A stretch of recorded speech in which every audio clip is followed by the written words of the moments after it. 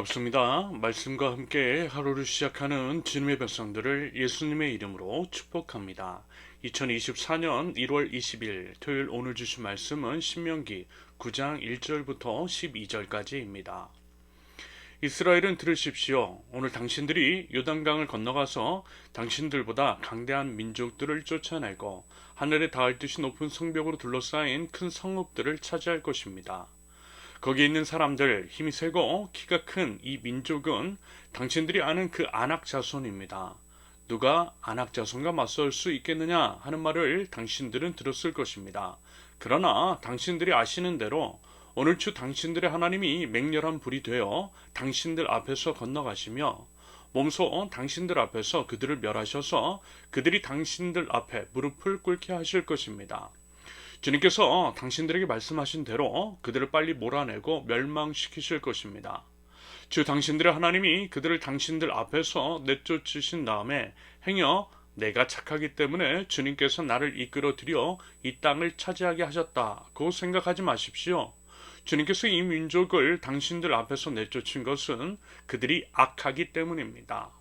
당신들의 마음이 착하고 바르기 때문에 당신들이 들어가서 그들의 땅을 차지하도록 하신 것이 아니라 여기 있는 이 민족들이 악하기 때문에 주 당신들의 하나님이 그들을 당신들 앞에서 내쫓으신 것입니다. 이렇게 하여 주님께서는 당신들의 조상 아브라함과 이삭과 야곱에게 맹세하신 그 말씀을 이루신 것입니다. 주 당신들의 하나님이 이 좋은 땅을 당신들에게 주어 유산으로 차지하게 하신 것이 당신들이 착하기 때문이 아님을 당신들은 알아야 합니다. 오히려 당신들은 고집이 센 백성입니다. 당신들은 광야에서 주 당신들의 하나님을 얼마나 노엽게 하였는가를 잊지 말고 기억하십시오. 당신들은 이집트 땅에서 나오던 날부터 이곳에 이르기까지 줄곧 주님을 거역하였습니다. 당신들이 이미 호렙산에서 주님을 노엽게 하였으며 그래서 주님께서는 진노하셔서 당신들을 멸하려고 하셨습니다. 그때 나는 돌판 곧 주님께서 당신들과 세우신 언약을 쓴 돌판을 받으려고 산에 올라가 그 산에서 밤낮 40일을 살면서 밥도 먹지 않고 물도 마시지 않았습니다. 그때의 주 하나님이 돌판 둘을 나에게 주셨는데 그 돌판의 글은 하나님이 손수 쓰신 것입니다.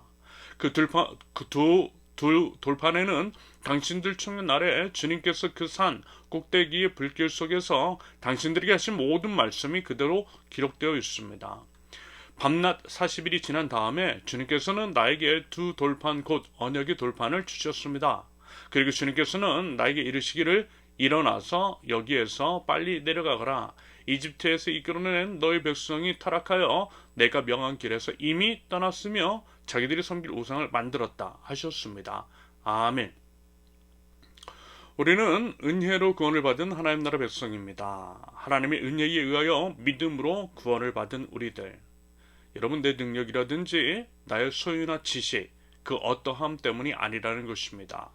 오직 하나님의 은혜로 구원을 받았죠. 그러므로 내가 나의 어떠함과 그 무엇을 자랑할 것이 없다라는 것입니다. 오직 그 은혜를 베풀어 주신 우리 하나님께 내 대신 십자가 위에서 죽으신 유일하신 하나님의 아들 우리 주 예수 그리스도께 감사드리기만 하면 되는 것입니다.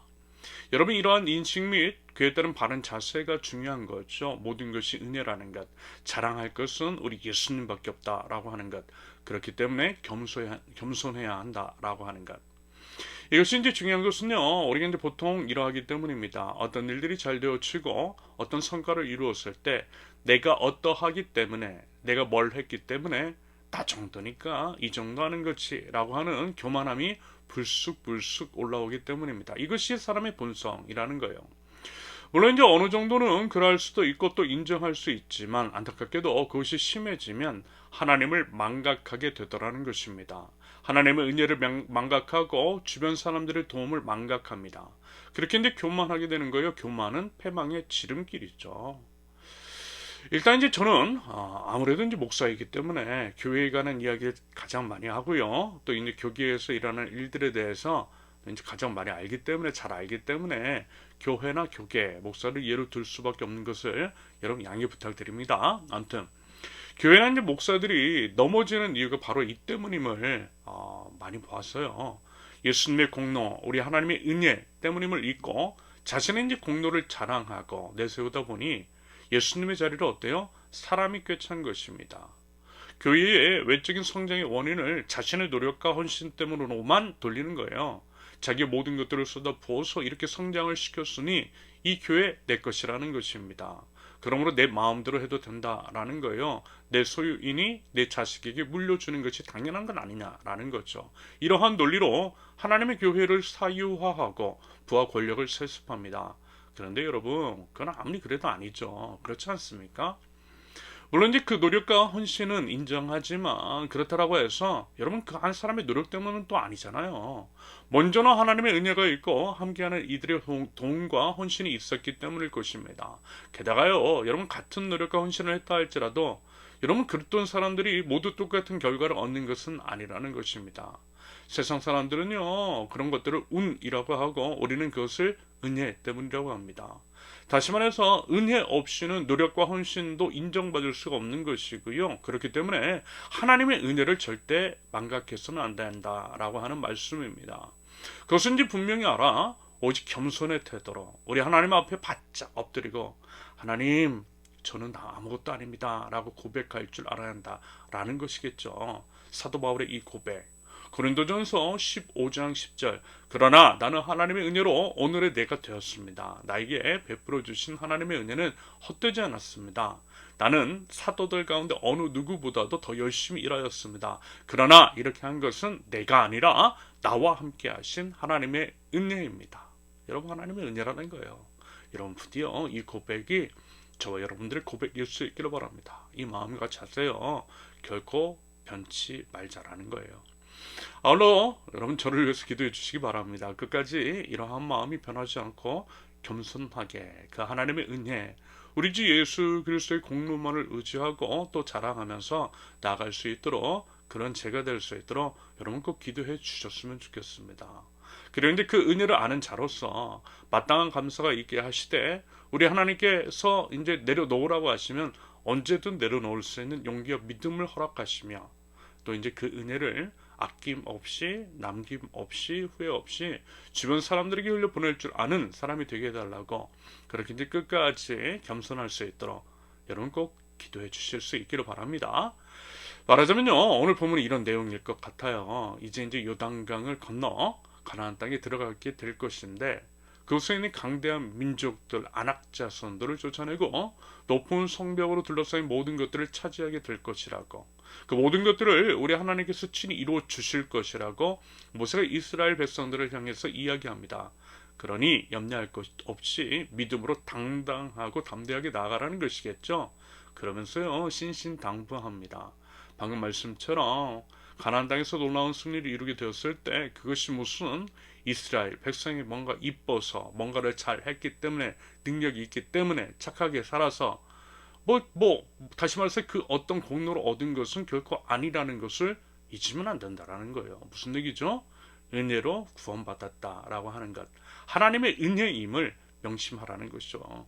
그리고 이제 가나안 족속들이 멸망하게 된 것은 그들이 악하기 때문이라고. 하나님 앞에서 망하게 될 만한 악한 짓, 죄악이 차가도 넘쳤기 때문에 하나님께서 그들을 심판하셨다라는 것입니다.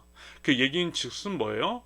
이스라엘도 언제든 가나안 족속과 같은 악한 짓들을 저지른다면 똑같이 심판을 받을 수 있다라고 하는 경고일 것입니다. 왜요? 하나님은 차별하지 않는 공평하신 하나님이시기 때문입니다. 그렇기 때문이라도 조심하고 또 조심하라는, 겸손하고 또 겸손하라는 권면입니다. 그러면서 이제 그 예들, 이스라엘이 얼마나 완악하고 악했는지, 그래서 이제 하마터면 전멸할 수 있는 하나님의 무서운 심판을 받았던 그 시절, 즉 모세가 시내산이라고도 하는 호렙산에서 십계명을 받고 내려왔을 때 이스라엘이 우상을 만들었던 그때의 이야기를 상기시키고 있어요. 그러므로 반복해서 말씀을 드리지만 잘난 척하지 말라는 거예요. 오직 겸손만이 우리가 취해야 할 마땅한 자세요 본분이며 또한 살 길이라는 것입니다. 여러분 어떻습니까? 우리 하나님의 은혜, 그 은혜를 기억하고 계세요? 그리고 이제 우리의 본질, 우리가 이제 과연 어떤 사람이었고 어떤 상태였는지, 다시 말해서 이미 죽은 절망의 상태였음을 여러분 기억하시냐라는 것입니다. 여러분, 우리 꼭 하나님 앞에 겸손할 수 있기를 바라요. 오직 하나님의 은혜, 감당할 수 없는 그 하나님의 사랑을 기억하고 또 감사하면서 우리의 부족함과 어리석음, 그 어떠함에도 불구하고 우리를 통하여서 역사하시는 그 하나님께 합당한 삶의 예배로 화답하면서 그 하나님께만, 오직 하나님께만 영광을 올려드릴 줄 아는 저와 여러분들, 사랑하는 우리 서은교회 모든 권속들 되실 수 있기를 예수님의 이름으로 축원합니다. 함께 기도합니다. 하나님 아버지, 저희가 저희 될 수 있었던 것, 이렇게 살아 숨쉴 수 있고 지금 이 자리에 서 있을 수 있는 모든 것들은 하나님의 은혜 때문인 줄로 믿습니다. 그 은혜를 알아 그 은혜에 합당한 삶을 살게 하시며 하나님 앞에 겸손한 태도로 오직 하나님의 이름만을 높이 올려드릴 줄 아는 하나님 나라 백성들 저희 될 수 있도록 우리 하나님 인도하여 주시옵소서. 저희 약함을 자랑하며 나아갈 때에 주님의 강함, 주님의 능력으로 채워주시고 오직 홀로 우리 주님 영광받아 주시옵소서. 예수님의 이름으로 기도합니다. 아멘. 하나님께서 오늘 주신 말씀과 각자의 기도 제목을 넣고 우리 잠시 기도합니다.